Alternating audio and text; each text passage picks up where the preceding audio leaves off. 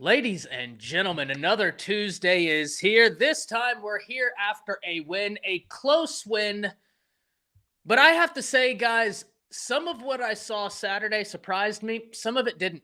I think many of us, including myself, underestimated just how good that South Carolina defense is.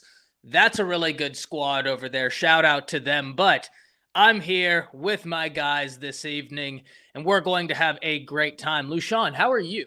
Oh. What?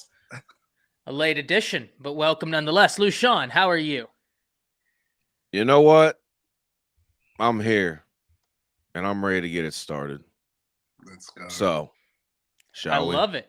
And the man who's been battling alligators left, right, and center, Daniel Petty. Now, I got to ask, what is easier?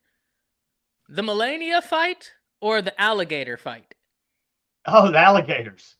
Oh, okay. I'll take an alligator over that chick all day. How are you, man?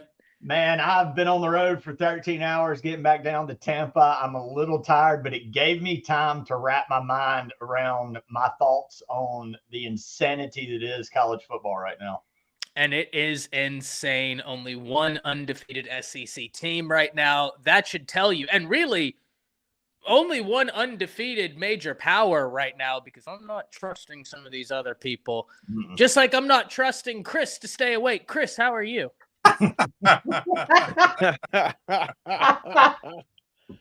Chris.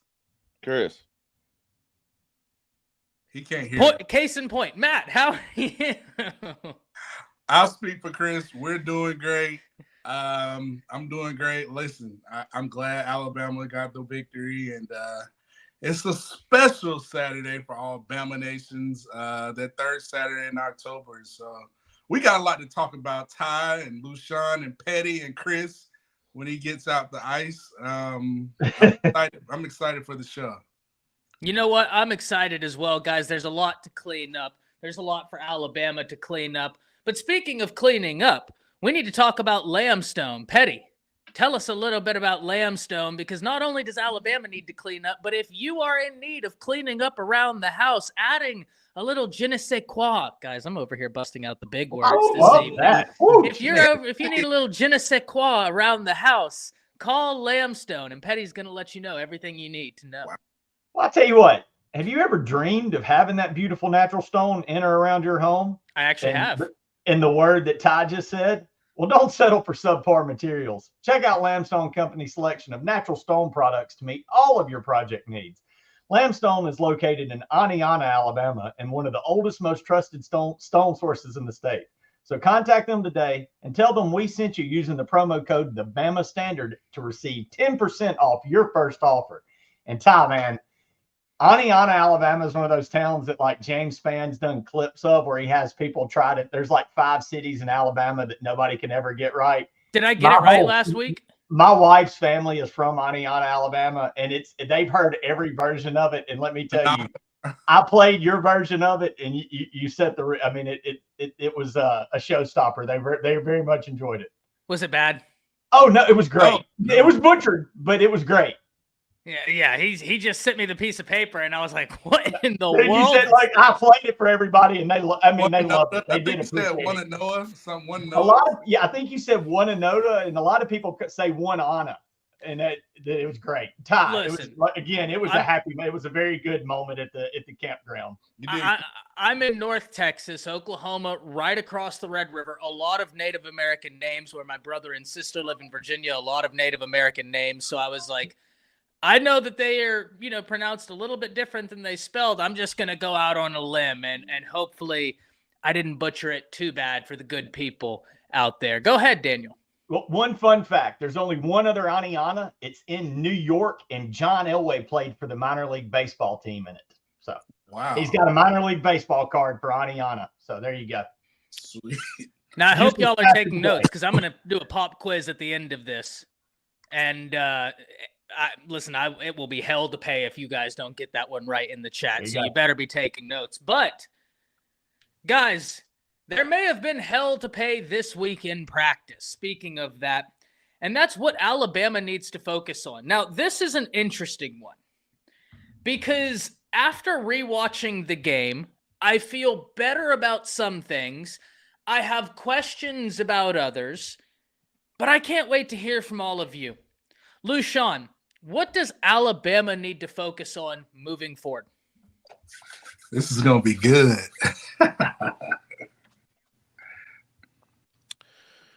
What does Alabama need to focus on moving forward? Specifically against Tennessee, because I have one word that comes to mind for me, and it's tackling. Yeah, that's high on my list. I was gonna say attention to details, and in that you can put tackling, because there has been absolutely no attention to any details from what I've seen the last couple games. And in order to deal with this putrid, just disgusting, ugly, just orange team we're facing Saturday, they're gonna need to actually have some discipline and execution. So I would say they need to clean those two things up. I mean, we're going to hammer on a lot, so I'm going to leave it at that. Petty.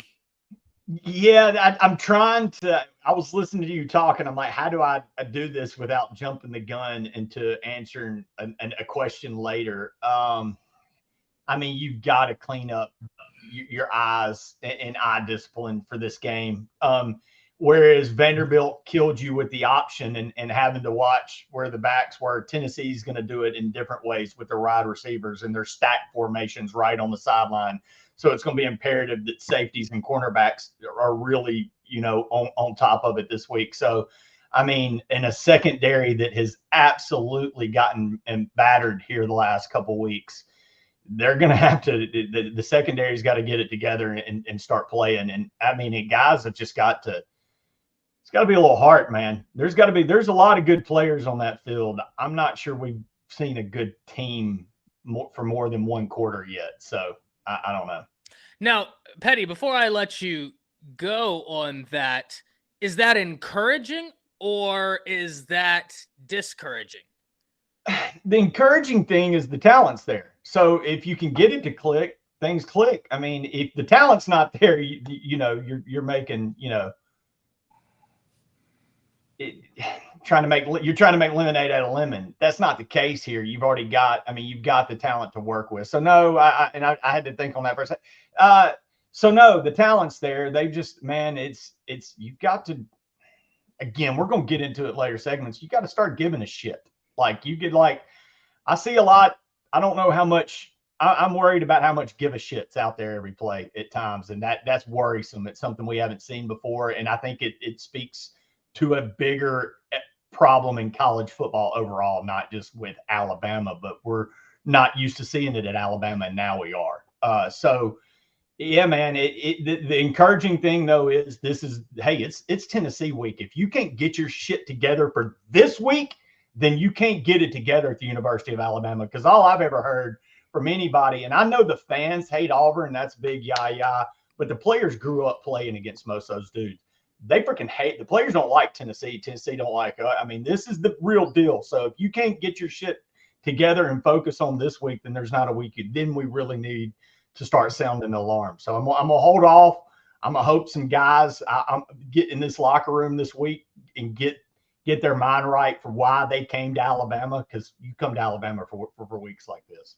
Love it. And I want everybody to put a bookmark in the bigger issue in college football. Because, Petty, I 100% agree with you. We talked about it a bit in the green room, and I want to absolutely expand upon that later. Chris, what does Bama need to clean up before Tennessee? Well, the number one thing they need to clean up is third down. They need to have a whole period, like a whole 10-minute, 15-minute team period with good on good and third down situations, 3rd and 7, 3rd and 3, 3rd and 12, 3rd and 1, just a lot of different third down situations, and the defense has to get stops.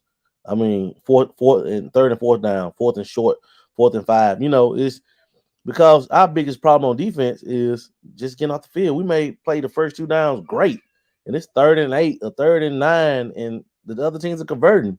If we can't convert, if we can't get off the field against Tennessee on third down, it's going to be a long day for our defense. But if we can get Tennessee to third down and get off the field, I don't think that their defense as good as they've been. I mean, they just lost their leading tackler for the year. Even still, I don't think nobody really could just stop our offense but ourselves all game long. So I think it's just the boil down to us limiting their possessions, getting off the field, and that's my main concern because that's the thing that's been hampering us since the second half of Georgia. It's getting off the field on third down. 100% agree. Matt, talk to me. Patty, you're gonna love this. One thing Bama needs to clean up, and I got a whole list, but I'm leaving to one thing. And I say this every week, every time Alabama plays. We just need to run the freaking ball. We just need to come out, line up in power I, motion Ryan Williams. I want 8, 9 linemen on the ball, 1 running back, and we're going to run dive. We're going to run counter. We're going to be physical running the ball because it's starting to get cold.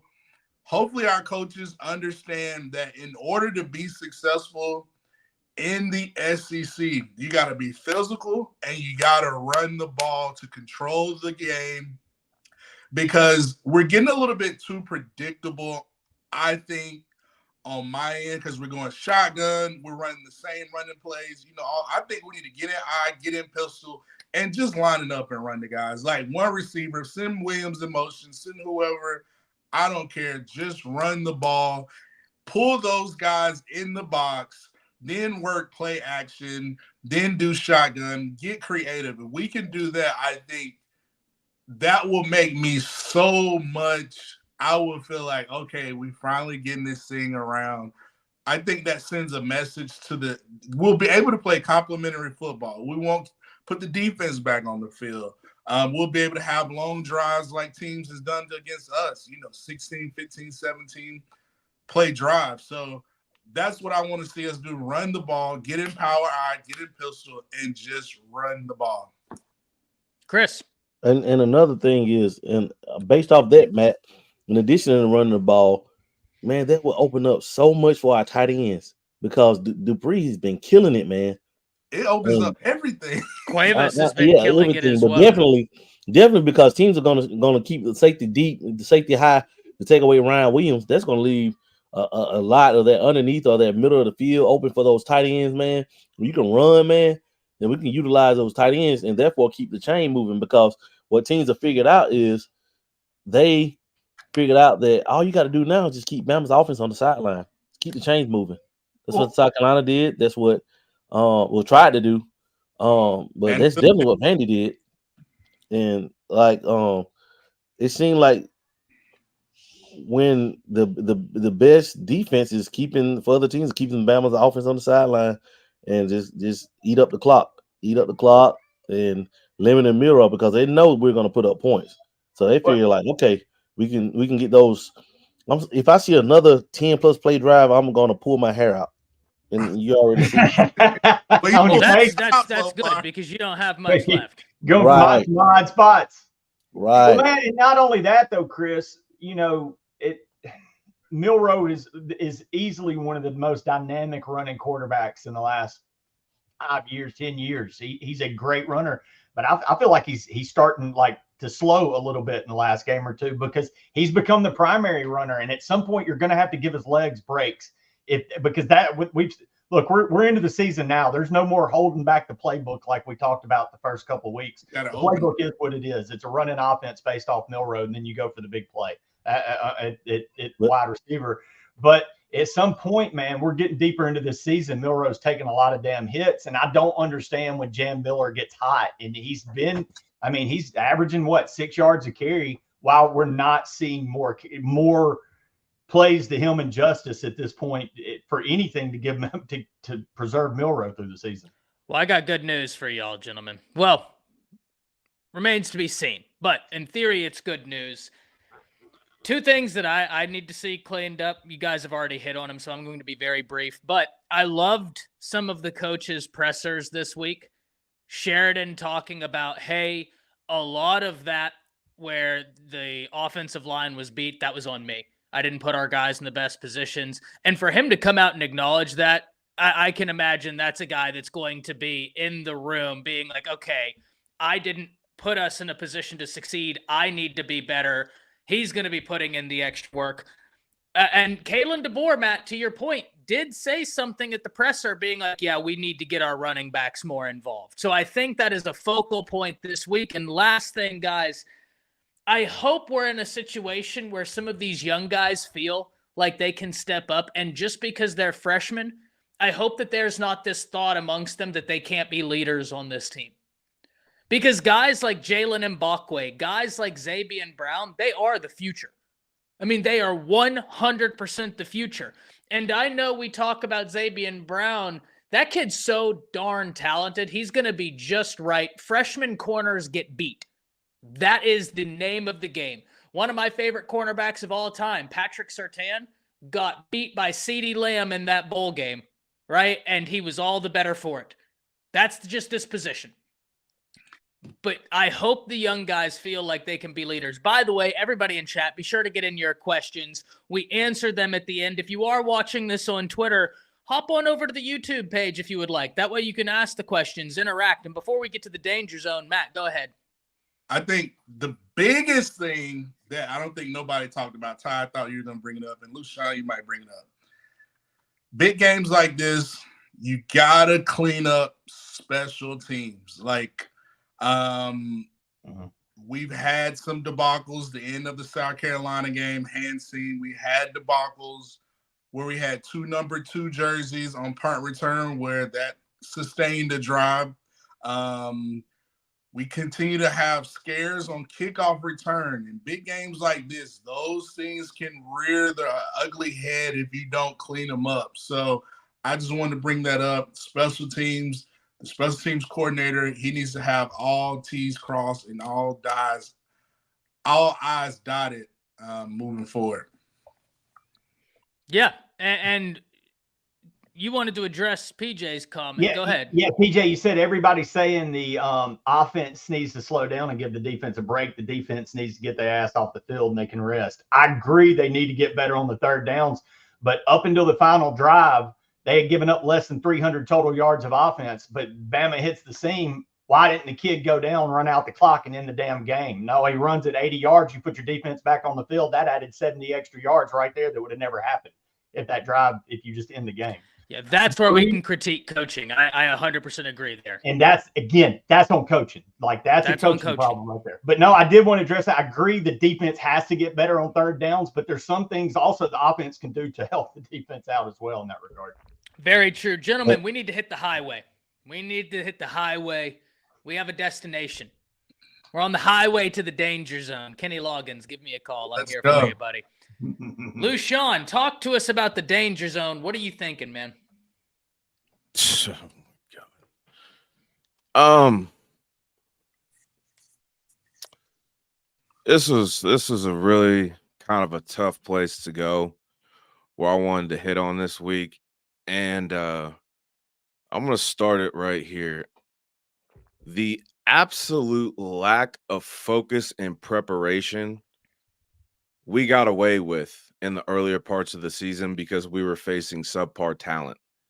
Now that we're actually into SEC play, we are seeing the non-physical practices showing up in games in our tackling. We're seeing the non-physical nature in some of our blocking schemes, especially with what we're trying to do in the run game. The absolute lack of detail in execution is starting to show up greatly in the breakdown of our defense and some of our offensive schemes too. And that right there, I would say, is coaching. Like I said last week, it's about 90% coaching, 10% players. But I'm going to expand on that. And now we're going to get to the honest truth of it. There is 2 guys on our defense that are not only captains, I'm pretty sure they're from the damn state. So they know beyond a reasonable doubt, and they came from the Saban era. So for their play to be at the level it's been at this season, specifically these last 2 games, is absolutely unacceptable. And I'm going at our middle linebacker and one of our safeties. They're both captains. They've been here. And why I'm putting both of them specifically in the danger zone, because I am absolutely sick and tired. And this kind of goes with them because it starts with them because they've been there the longest. We can say, yeah, Jalen Milroe is the quarterback. That's the assumed leader of the team. But on the defensive side, it is the Mike and it is the safety. And these two have been doing the worst thing, and I hate saying this, but making business decisions.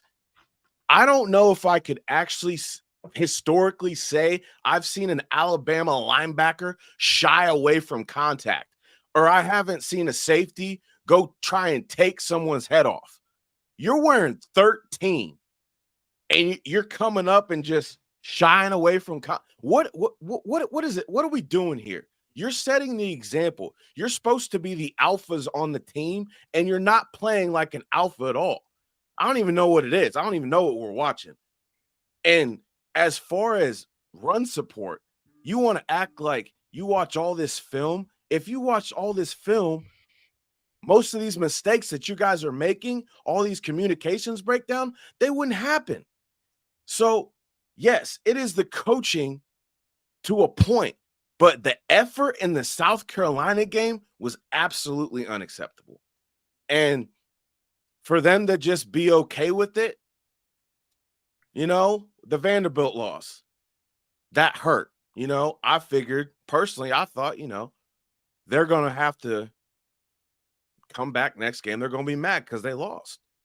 That wasn't the case. It seems like they don't care. And the fact that this energy is stemming from our 2 players that came from the Saban era is absolutely embarrassing.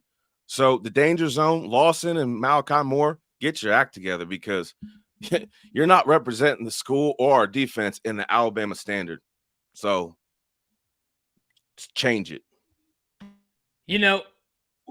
Earlier when I was talking about, I hope the freshmen realize that just because they're freshmen doesn't mean that they can't be leaders.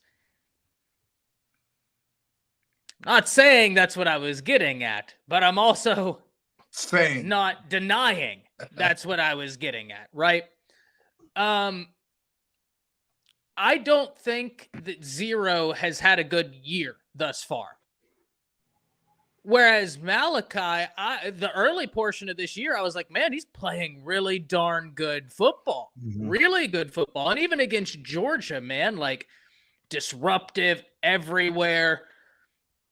I think that there's playing with emotion and playing emotional, right?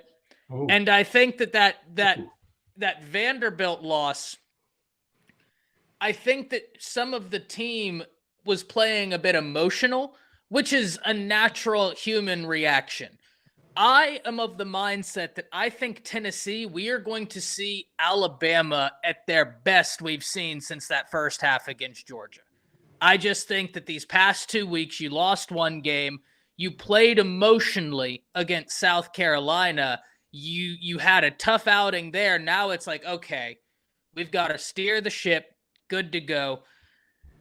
But gentlemen, this brings up an interesting question, a question I want to open up to the panel. Coaching or players?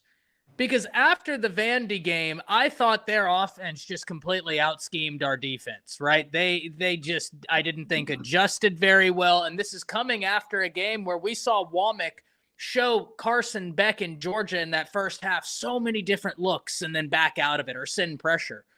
He didn't send much pressure against Vandy, right? And against South Carolina, gentlemen, I must admit, after rewatching that game, in instances, right, like Danny, you hit the nail on the head whenever you talked about going down. That's a coaching thing. Special teams. 2 number 2s on the field. That's a coaching thing. But damn it, against South Carolina, for me, it was lack of execution. Like that to me was the major story. Lushawn, I want to hear from you, and then we're going to pass it to the panel. Coaching or players? You're gonna have to get more specific in what play you're actually talking about, because in Saturday's game it was both. Because you could say as far as you want, the coaches should have he should have known that he should have told them that, listen, you catch a ball, you go down. But the dude's been in college. It's not like he's a freshman. Like, a little bit of responsibility's got to be on him. Like, that's football IQ.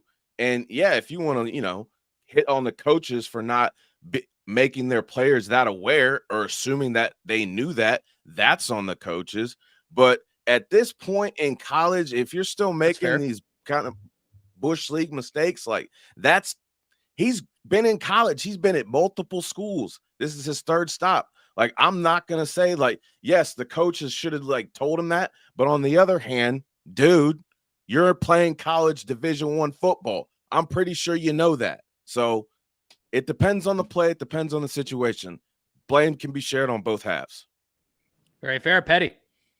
Yeah, man, I was leaning all players because I was fired up before, but there's a lot that goes on the coaches. It's not just again, I talked about earlier, your player slides down, you in the game right there. You don't have to deal with the onside, all the extra D, whatever. You just get the game over with. That's teaching coaching. But other things, man, look, and my dad will roll over in his grave when I say this, because he used to get on me. I like the showboating aspect of football. I love Dion.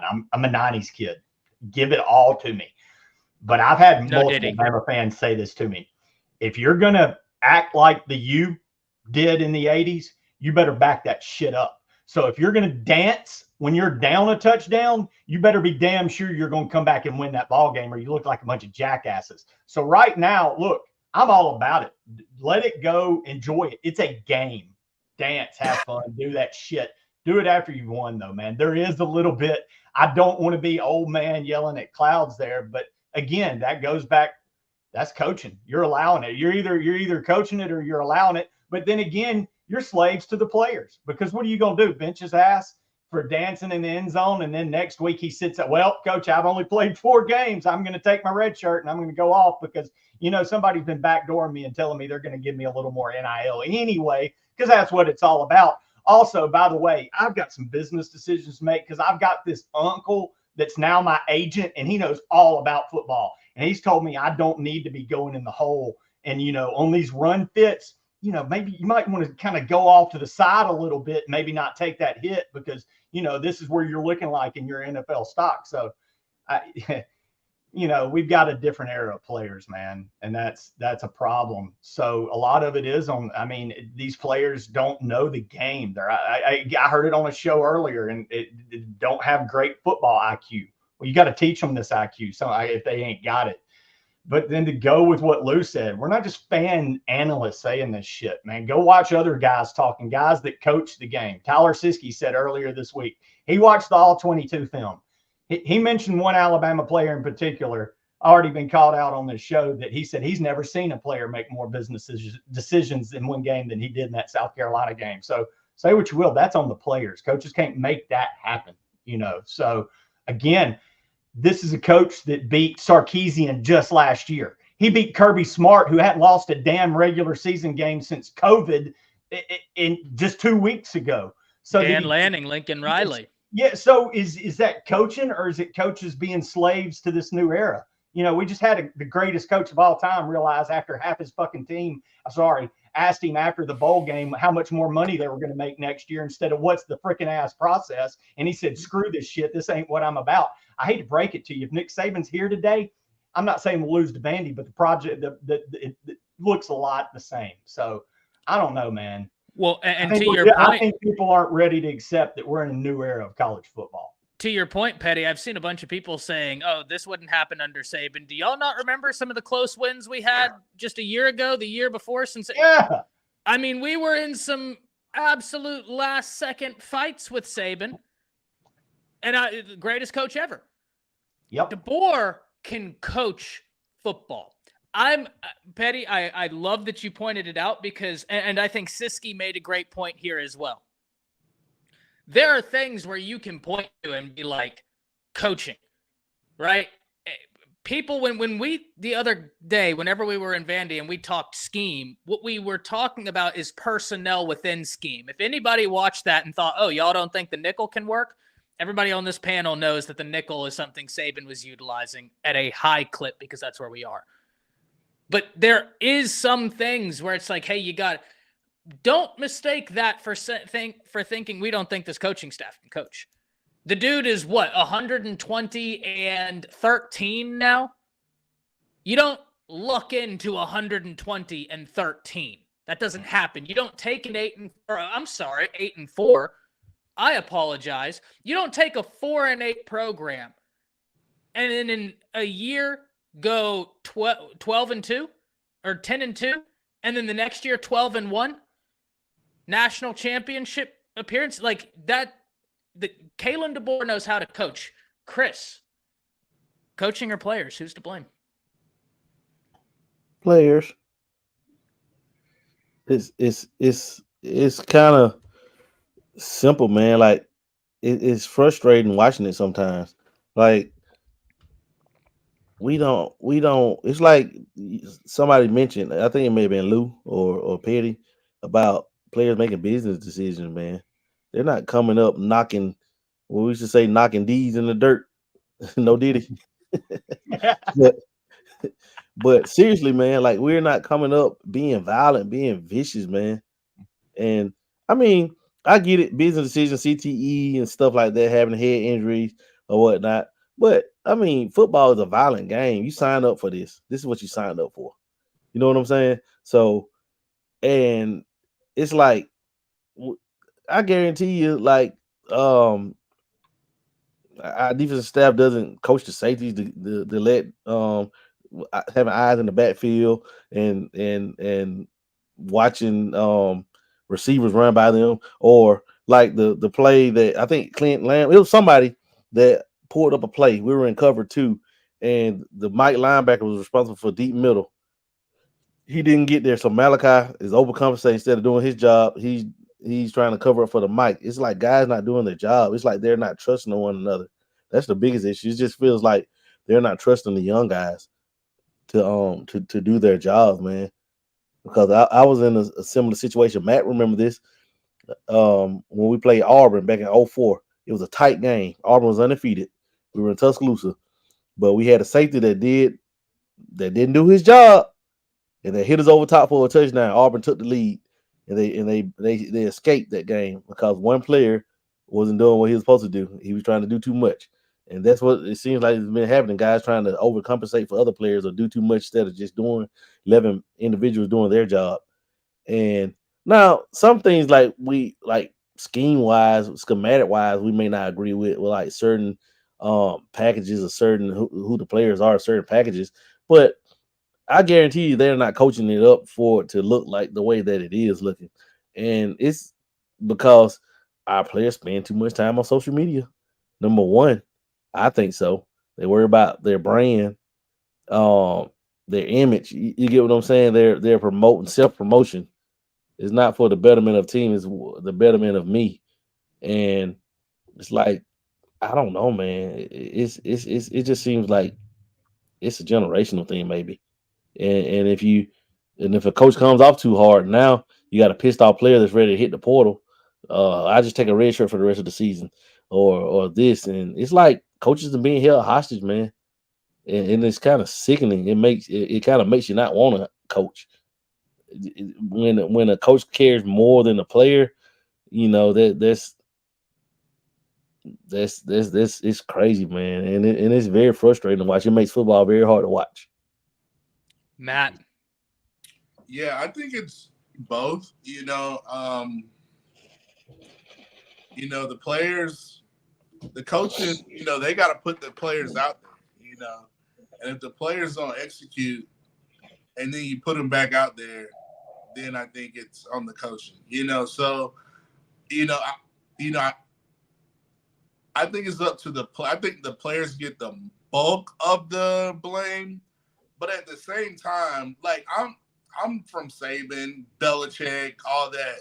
Do your job. If you're not doing your job and we go on the film and you're not doing your job, I'm going to put somebody out there that's going to do their job. Simple as that. Like, it's not that hard. So I think for me, the players got to execute, but at the same time, the coaches got to demand that, you know? So, and if you're not getting that, I don't care if it's NIL, Eric, shoot. Carolina players their defense was humming. That's probably one of the better defensive performances I've seen. Those guys would come in. What's the difference between those guys than our guys? They wanted to do their job. They were playing as a unit. They held each other accountable. They had a little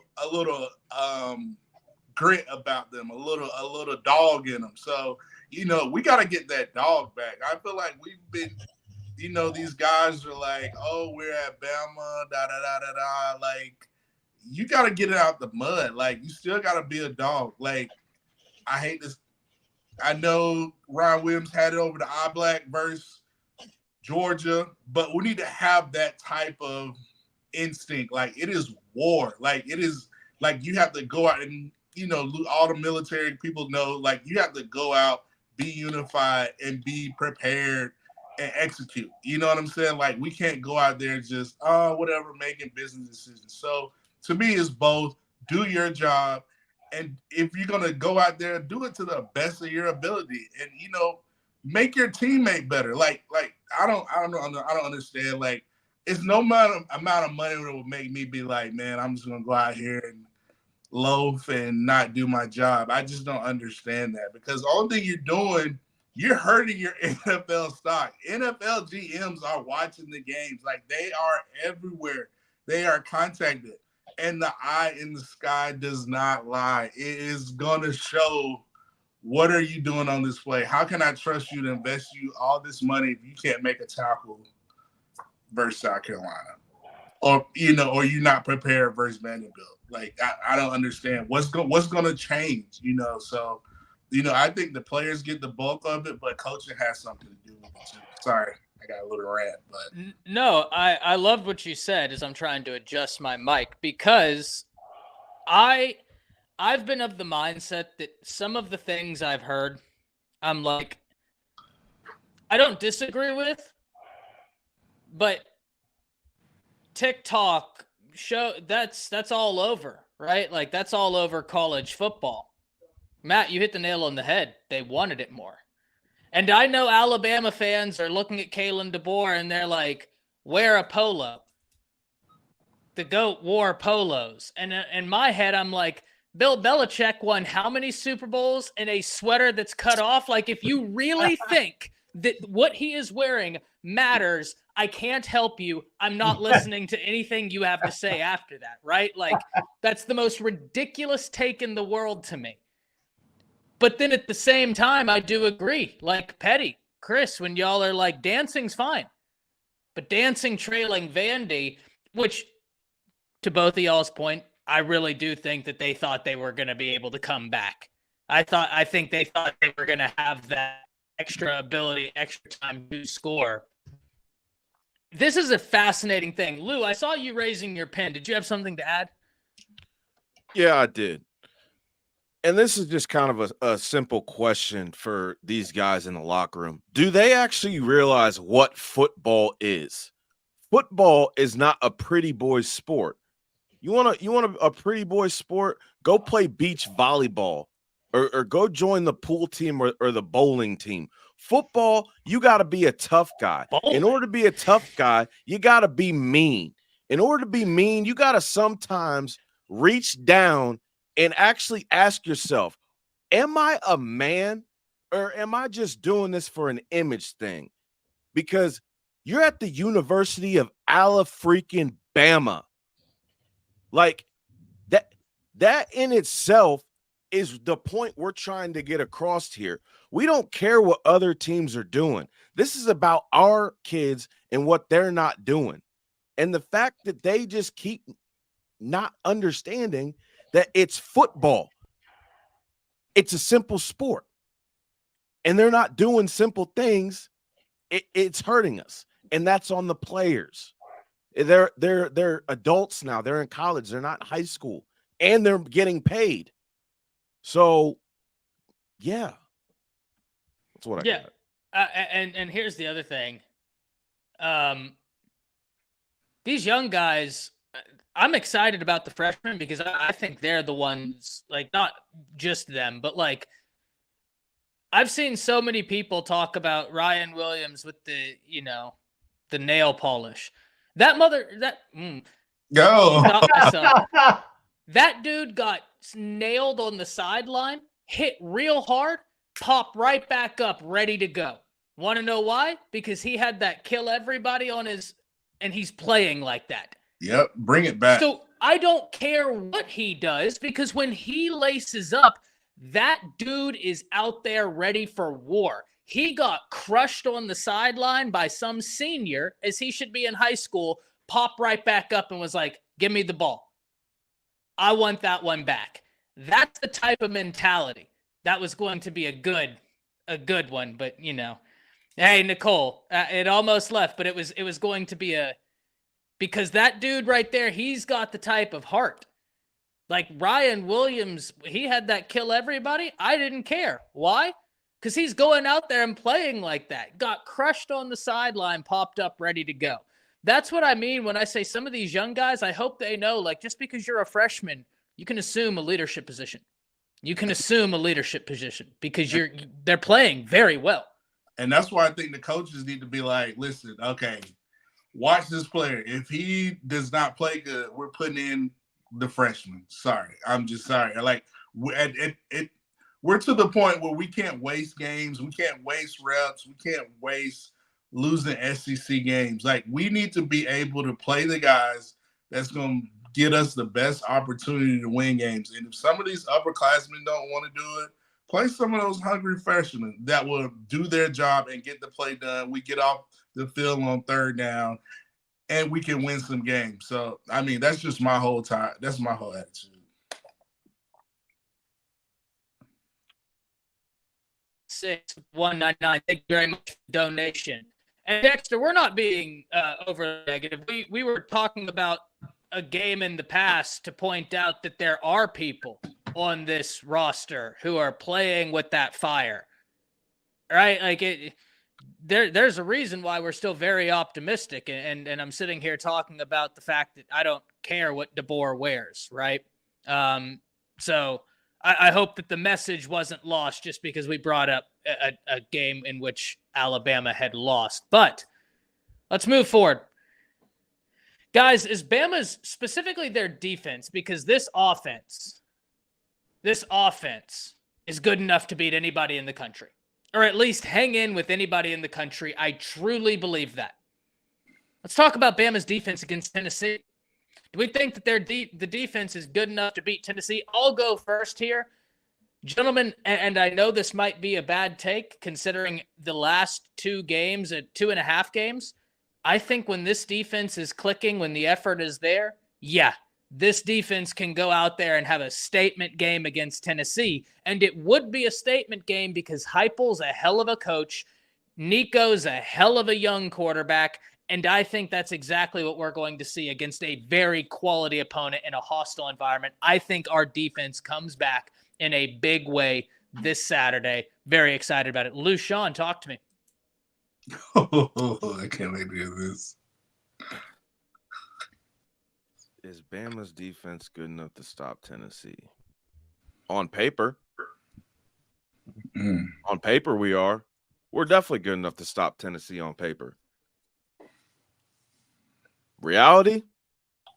Not what I saw last week and the week before.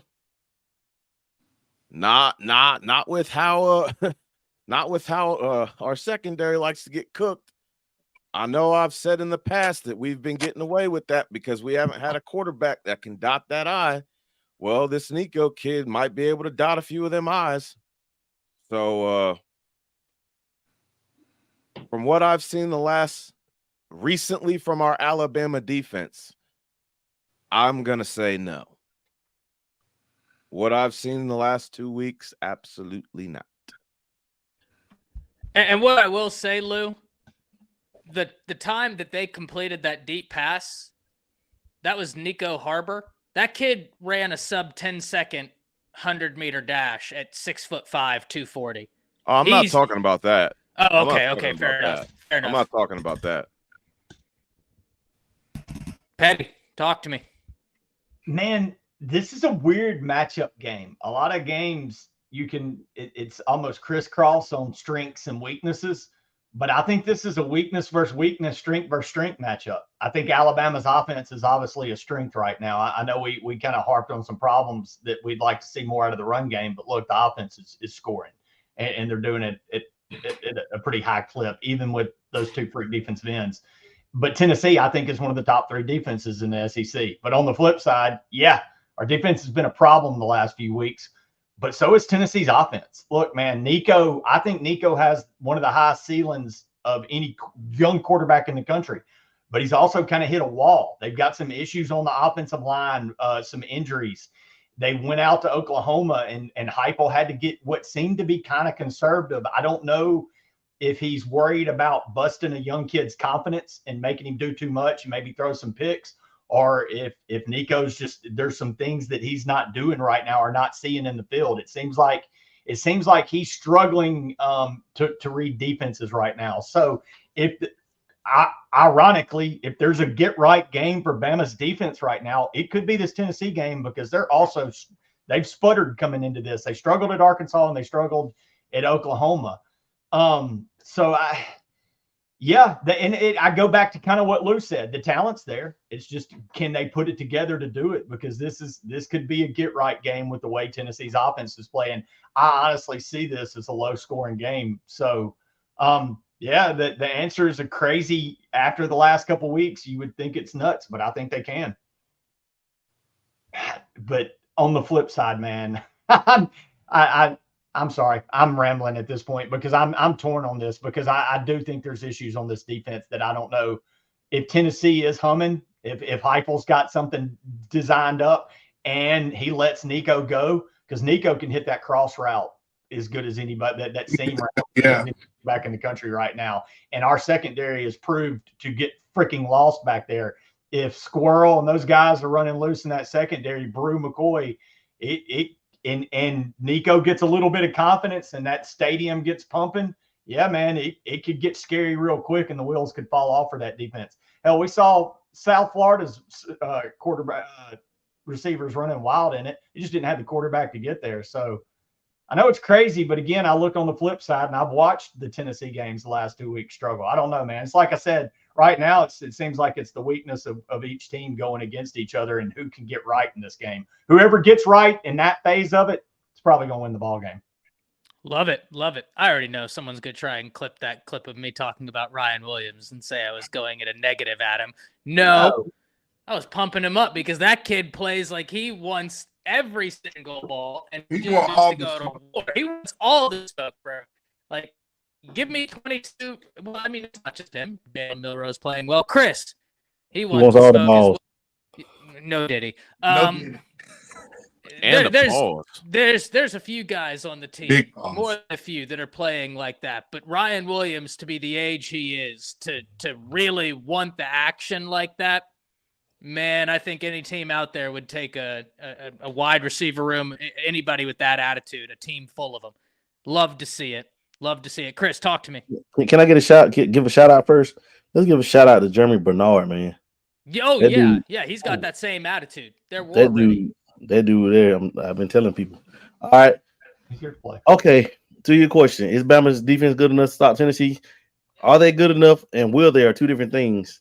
They're definitely good enough. They're full of 5 stars. But will they? That remains to be seen. Because, like, if we come out and play like we played the first half against Georgia, nobody's beating Bama, not even close. But we come out like we've been playing the last 10 quarters, man, Nico's going to have a Heisman moment. So I expect us to play similar to how we played the first half against Georgia, because it's a rivalry game. So you're going to get our best guys, going to be more dialed in, more locked in. And that man, number 4, is healthy. So that's going to be a huge, deal with Rousseau being healthy. but I know we're gonna miss Young Pierre. I hate that he's out, but we're gonna have to get pressure on Nico in order to because we haven't been getting pressure the last couple of games. We haven't been getting pressure, and with a guy like Nico that can cut you up with his arm and his legs, man, he'll make life a living hell on you. So I'm just glad we're playing at 3:30 instead of 7:30. Because they get a little rowdier at nighttime in Knoxville. But I just think that we can stop them, and I think that we will stop them because of the fact of it being a rivalry game. Love it, Matt. Talk to me. Yeah, I think our defense is good enough. I just think it's going to come down to Lawson. If Lawson is locked in, focused, I think we can be unstoppable. But at the same time, I think it's going to come to if our coaches can make adjustments, throughout the game, because Heupel's going to get in his bag if you stop something, and if you don't stop something, he's going to keep on it. So, can you make adjustments, or is he confident like he was against Pete Golden? So, I think we have the opportunity to do it, but it's just going to be up if we can make the adjustments, and can we, if we have the right attitude. Can we mix up the personnel, get the right guys, personnel? I need to see more Jefferson. I need to see more Campbell on the edge, maybe with him and Q, whatever. It's so many things we can do personnel-wise with the talent that we do have. And in the secondary, I don't want to go on a rant, but yeah, we can. So it's going to be up to adjustments, and do our players want to do it? I think we can, get to Tennessee and get to Nico, because if not, it can be a long day up in Knoxville.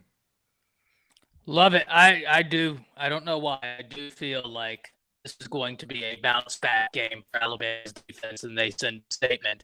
And when they do, I want everybody out there waving the one, the only title towel. Lushan, show them the glorious title towel. Whenever Alabama gets that statement win this weekend, ladies and gentlemen, if you are on location, be sure to have that title towel on hand, and you can get your title towel at whitwillsports.com. Thank you very much for the support of the channel, and everybody that's an Alabama fan, show your love, grab you a title towel. Let's get this place rocking. That peach orange, let's drown it out in the red of a title towel. Right? That's what we want to see. Guys, real quick, 30 seconds or less, most memorable Tennessee moment. And for me, it's easy. Block kick.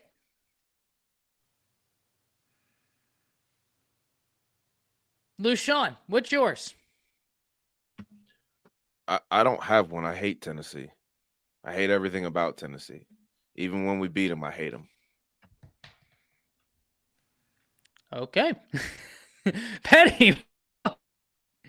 Man, my most memorable moment on the field was when in the 90s, when they brought David Palmer in at quarterback. Everybody knew he was about to go on around the end for a 2-point conversion in the stadium, and he still took it to the house against Tennessee. And it was kind of one of those early moments as a kid for me of why David Palmer and Bama was special. So Deuce going around the end.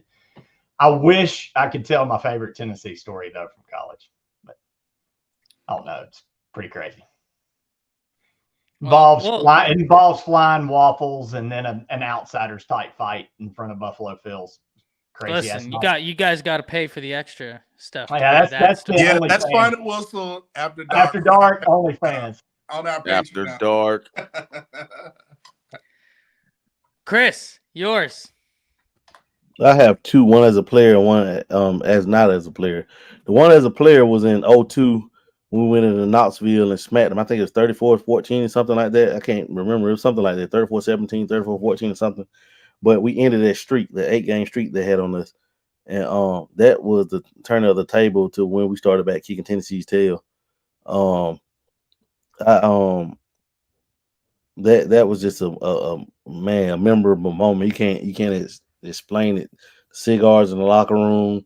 That was just it was awesome, man. And as a watching it was probably that block Cody kick, like you said, Ty. Mount That Cody. it's hard. It's hard to top that one, man. Because concussion bomb in the stadium and went off. Nothing else. It would have been. 2 years ago, it would have been when Kool-Aid intercepted that pass in the end zone, brought it back across half field, but that ref on the far side want to come with that phantom pass interference call from the far side of the field, and brought it to bring it back. But it would have been that moment. But I have to live with that Cody block. Matt. Guys, I'm gonna be Debbie Downer. It was 2 years ago in Knoxville when we lost. It just hurts me still to this day. I have to work in Tennessee sometimes, and the Vol fans still talking about that game. So it just leaves a bitter taste in me every time I think about that. No the Diddy. Penalties, the cheap shots on Bryce Young, the phantom penalties that they, like Chris said, we had the game ice. Kool-Aid's running across the 50 freaking yard line. Then the ref decides to throw the penalty. Like, it makes no sense. But I had to Don't forget they forgot what down it was. And didn't Tennessee get a 5-down sequence because the refs forgot what down it was? He didn't change it. Yeah. I'm like, really? He just left the down. Like, whoa, dude. So that's my negative. And my positive, I'll never forget when they played in Knoxville, somebody mentioned Bo Scarborough doing the high five, but I'll never forget when Eddie Jackson took that punt return against them to the crib in Knoxville. I was like, okay, this dude is next level. Obviously, got to shout out Roman Harper making the fumble. 05. 05. I'm trying to think who else. I don't know. Has anybody noticed that Matt's on full Chris James? Yeah, that game, Jamie. Huh? Matt's gonna full Chris James on us. I'm sorry. I'm gonna pull the meat on me. I'm gonna add one more. That first game when Amari Cooper took it to the house. To the crib. In 2013, 2014, whatever year that was, 2014. Kiffin, baby. So I'm the only one that went back to the 90s, all you kids. Yeah. No 90s memories. Come on now. I was born in 94, man. What do you want from me? Yeah, like I said, the David Palmer 2-point conversion around the end was legendary for me. I was in the stadium, not to be another Debbie Downer. I was in the stadium the night that Peyton Manning led the band and Legion. Yeah, I was there for that ugly one. Oh, I'll never forget when Peyton Manning they came to Tuscaloosa and they thought they were going to win, and Derrick Henry scored a touchdown late, and Ryan Anderson got the strip sack, and they showed the picture of Peyton Manning on the sideline like. Look, they're just no good, dirty snitches. When Jared Guanatano, whatever his name was, went rogue and tried to jump over the pile, he pummeled it and scooped it and ran it back 100 plus yards, and Jeremy Pruitt went ham on him on the sideline.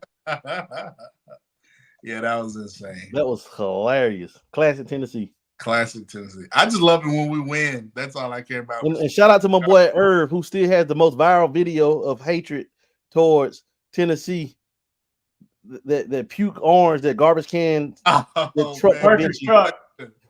Legend. Low down, dirty. The most legendary video.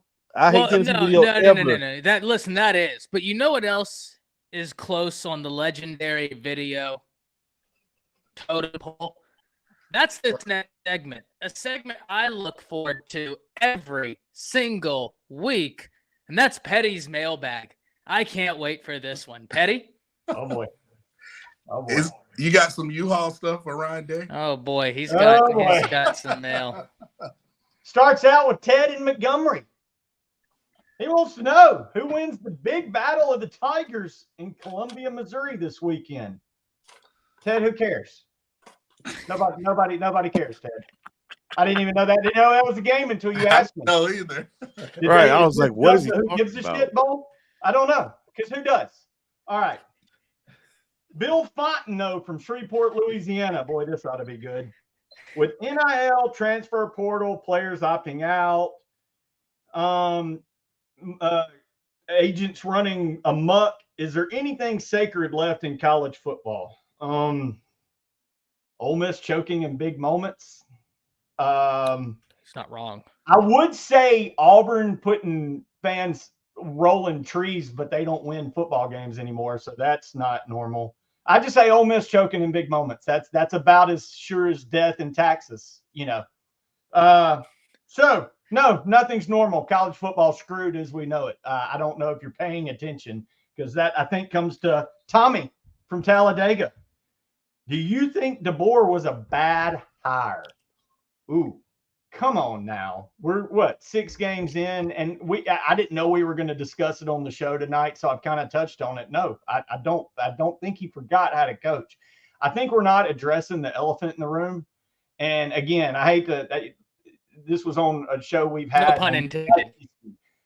When Bama was kicking everybody's ass, it wasn't because their 1 through 22 was better than everybody. It's because their 41 through 65 was as good as your 1 through 22. Well, that's the problem. That 41 through 65 is not sitting there getting developed anymore. That 41 through 65 is getting on the phone and heading to the next stop and playing for some other team.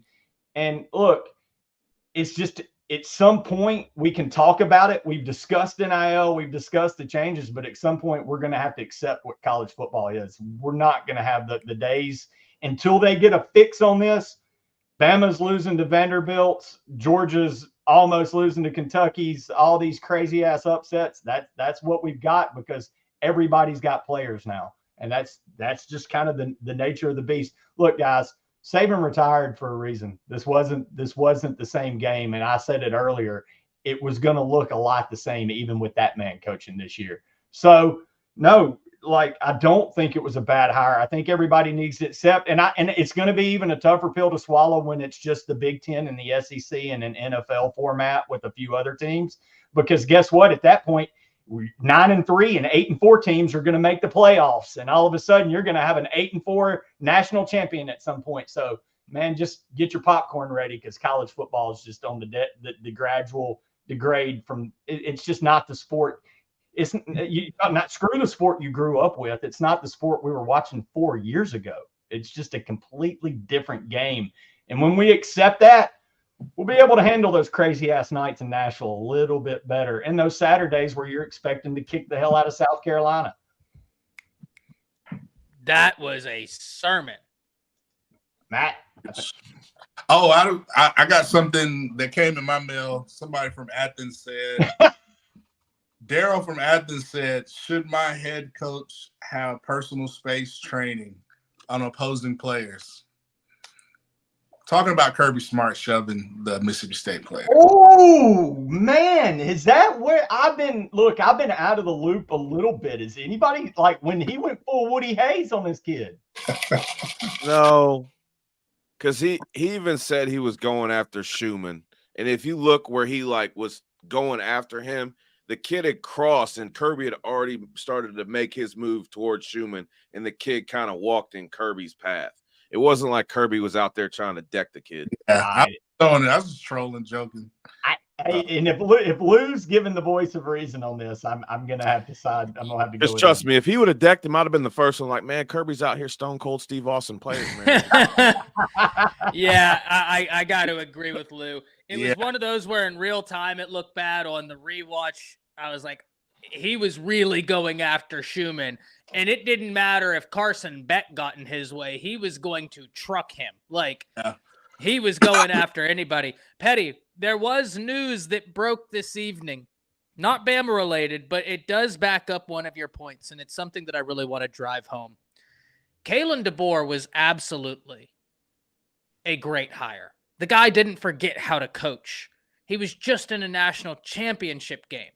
The guy is a great coach. One, Bama fans have to acknowledge Nick Saban's not at the helm anymore. Well, guess what? We can count on one hand how many coaches we can even put in the same stratosphere as Nick Saban. He's the GOAT, but we can count on one hand how many other coaches even come close to doing what he did. They don't grow on trees. He's rare. This isn't going to be with Nick Saban. But to Petty's point, I think this would look a lot the same with Nick Saban. Why? Because of where we are. Ladies and gentlemen, while we were on show, one of the leaders of USC's defense, Eric Gentry, has announced that he is going to enter the transfer portal. Or not that. I'm sorry. He didn't announce that. I'm getting ahead of myself.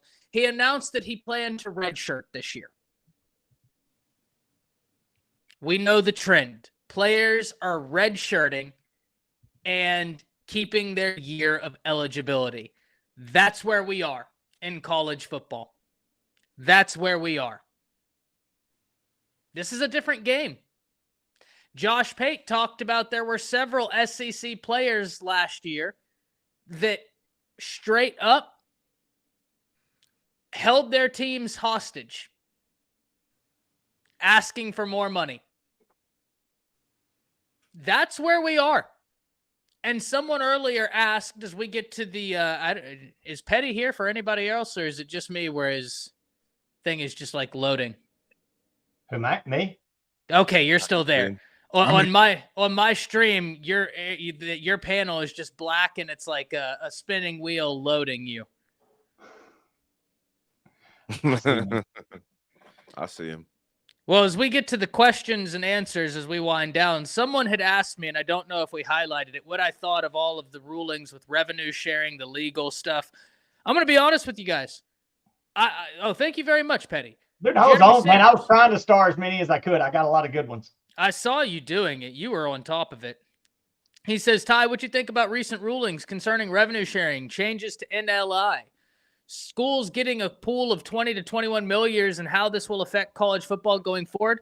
Honestly, and I'm not even saying I'm right, I think that revenue sharing is the only thing that can help the NCAA get acceptable in the eyes of the courts when it comes to antitrust.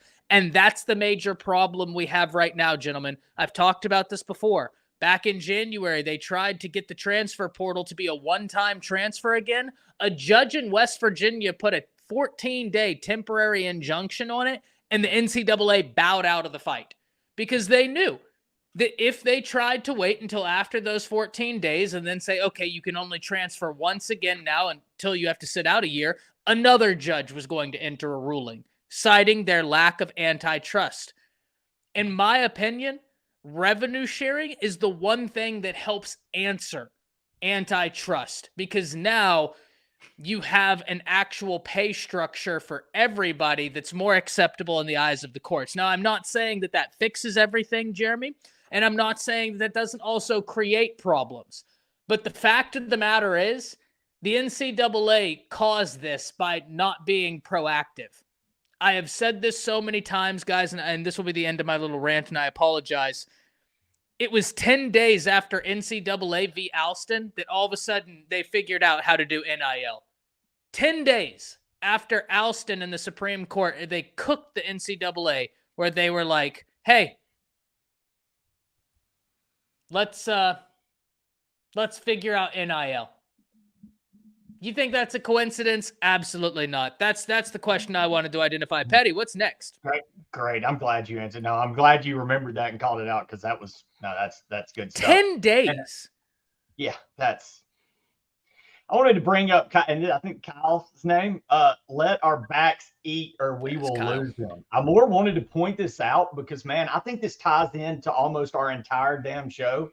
And Kyle, not calling you out, but this is already the mindset of the college football fan. Holy crap, if we don't find a way to get these guys the ball, they're going to be transferring. You know, when did we worry about this? You did not worry about this when Lacey was running third team behind Henry. Like, oh, man, if we don't get Lacey more carry, he's going to be out of here. You know, it's more of a microcosm of where we are already as fans, I believe. I agree. Do you think LuShawn, take this one? Take it, Lou. Do I think the running back should be? I honestly don't think so. But I don't really know them personally or what they're. I don't really think the whole Heisman thing is entered in the conversation.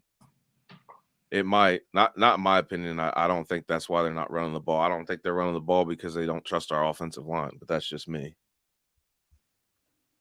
Yeah, I tend to agree with that. And we have to remember we do run an RPO. And there are times where obviously you should have handed it off, but then we saw Jalen made a phenomenal read this past weekend where Dylan Stewart came free and he was just about to hand it to Jam, pulled that sucker, and Jam Miller, bless him, he has taken 2 big-time hits this year, shielding the quarterback, just being like, hey, I know what's about to come. This is football, because Dylan Stewart hit him with nasty intentions. Great answer, Lou. All right. What do we have? Let one of Matt or Chris handle this one. Michael Field says, do we have a player evaluation problem? A lot of the big time recruits haven't been panning out. No, I wouldn't say we have a player evaluation problem. I would say we have a player entitlement problem. Go, Chris. Go ahead, Matt. That's what I think. This is just simple. And I think, I don't know if we do have a player entitlement problem, but I think, it's still a new staff. They're still trying to, figure guys out. I think we're having guys in the wrong position, a few guys in the wrong position schematically. I'm sorry. I'm putting Zay Mincy somewhere on my secondary. Or I'm playing King Mack, or I'm, Jahad Campbell's I'm going to make him have free will on the defense. Like, I think we need to understand our personnel and make sure we have schematically the best 11 guys on the field. I'm going to find a role for Brayson Hubbard. It's just so many things we could do with Mbakwe. Maybe I put him at the, Husky, whatever this week, just because Tennessee can throw it or whatever. I just think we need to put players, our best 11 guys, on the field for positions. That's all I got to say. I think that's it. No, that's good. And I think it's a great segue to RTR Mimi's question. Which players do you think are getting better as the season progresses? So who are the best for those roles?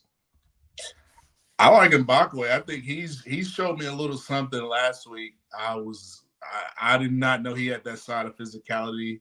The tight ends look like they're improving. We put a lot of cold water out tonight. This is a good question where we can kind of give some love to the guys that are showing up. I think give everybody a chance to throw out one dude who they think has gotten a little better as this season has progressed. You think Mbakwe, Matt? I like Mbakwe, and I love the freshmen. Like, play those freshmen. Them guys are hungry. Like, Justin Okororu, whatever you want to, play that guy. Like, play Jeremiah Alexander. I think he's back healthy. Play Jefferson more. We're rotating secondary. We're rotating receivers. We're rotating offensive line. We're rotating defensive line. Shout out to Jordan Renard and Edric Hill. Let's rotate some linebackers, man.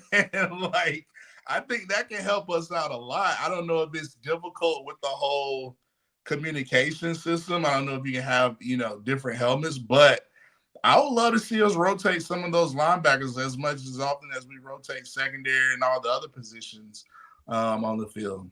So I'm not going to lie. My answer is any of the ones Dexter just put in chat. All those. Proctor, Ryan Williams, Bernard, Q-Rob. These guys, obviously all the freshmen are getting better. That's a hell of a list, man. Dexter, you are on top of it. There's a lot of players that have been getting better. Yeah. Right? And we critique because we believe. If we didn't believe, there'd be nothing to critique.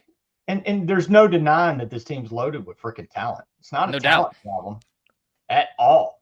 Another good question, Michael Fieldson. Who are the real leaders on this team? Not seeing leadership from the coaches or players. Who are the leaders that are there, or who y'all think need to step up? I'll take this to start with. Yeah. I think on the offensive side, I think Booker's a great leader. I think Ryan Williams has really emerged as a great leader, even if it's not vocally, through his actions. Like I said, whenever you see that young kid, 17 years old, if y'all didn't know, by the way, 17 years old, get smoked on the sideline by an SEC defender, and he got hit real hard, and he pops back up and is going back, and he wants all the smoke, all the war after that. That guy's leading through his actions. I think when you look, guys like James Smith on the defense are playing really, really well. I think that guy is someone who's leading through actions.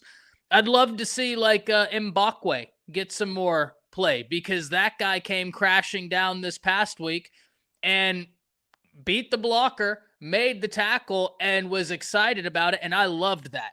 Loved his reaction to getting that tackle. That's leading, right? Even if you don't say a word, it's like, hey, I'm going to show y'all, I'm going to put everything on the line on this play. And there it is. There it is.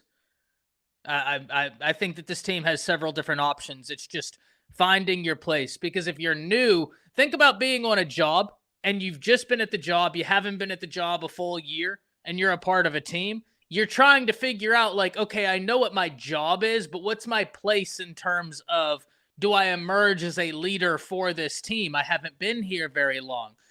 This is a feeling out process for everybody, coaches, players. So, yeah, I think there's been some things we want to see cleaned up, but I also think there's been a lot of good. You just lost Nick Saban, and you've only lost one game. You've beat Georgia. Yep. Right? Like, a lot of good, too. All right, this next one is absolutely from my man Lou, and it comes in the form of a super chat from If Why Not 256, another $1.99. Can we talk about linebackers, please? They are chocolate ice cream eyeballs. Yeah, they are Twinkie soft, and I know Ty said hit on Q Robinson, and he's flashed. Dude's made some strides, but I want to go on record here, and I'm going to say this, and I hope I get hated for it. We need to rename the wolf position, because I ain't seen a damn wolf on the field at all this season. There might have been some guys to make some plays, but there ain't been a damn wolf to take the field for Alabama. And as far as our other linebacker position, I mean, they're French dip soft. They want to arm tackle. Like, you want to watch they want to know what a linebacker is. Go watch Reuben Foster tape. Ooh. That's how you kill everything. Like, he didn't make business decisions. He made other people think about playing him when they played football. That's the type of mentality you got to have as an Alabama linebacker. Like, no, our linebackers are embarrassing. I don't even know how they can call themselves Alabama linebackers at this point. You want to get in the hole and then get run over by. I watched both of our linebackers get ran over by the same running back. Like, what? When does that happen? Yeah, I mean, we're receiving tackles. Like, it was multiple times versus South Carolina. I saw us catching guys, throwing them back. We're going backwards, and they're getting extra 4 or 5 yards. And I'm like, and why are we so high? Why are we? Where is pad level? Low man wins. Do we not practice this? Like, I mean, so I'm not trying to get on a tangent, but we got to put the right guys, personnel position that's going to get the job done and set the tone. Defense is all about setting the tone of the game. And if you stay low, you're not going to grab face masks. Just saying. Yeah, that's true. Now, I'm pretty sure Reuben was quoted speaking to a group of kids at a Catholic school, one of which Blake Sims coaches at, where he told Reuben, hey, man, this is, a church school, so we got to keep it PG. And like 2 questions in, some kid said, hey, what's the proper technique for where's for tackling? And Reuben quickly responded, you got to hit that motherfucker in the mouth. And I'm pretty sure a priest turned 3 shades of white in the background. Blake had to do some apologizing. But to your point, Lou, that was the mindset. You got to hit that in the mouth. Like, to be a linebacker, you can't be right in the head. You got to be smart enough to play it, but you can't be all the way there. But I think that might be some of the problem. We got a lot of players that are too much there. They care too much about their pretty faces and whatnot. what shoes they're wearing. It's like they don't want to get their uniforms dirty. Like, you get a new one, bud. Like, come on now. It's okay Well, to get some grass on it. ladies and gentlemen, we've been here for an hour and 20, and it has been an absolute pleasure being here with you this evening. It's time for us to promote the other great shows here. Petty, talk to us, because right before this show, you've got the Bama Standard. You've got the Crimson Cafe, 9 a.m. Is it 9 a.m. Thursday?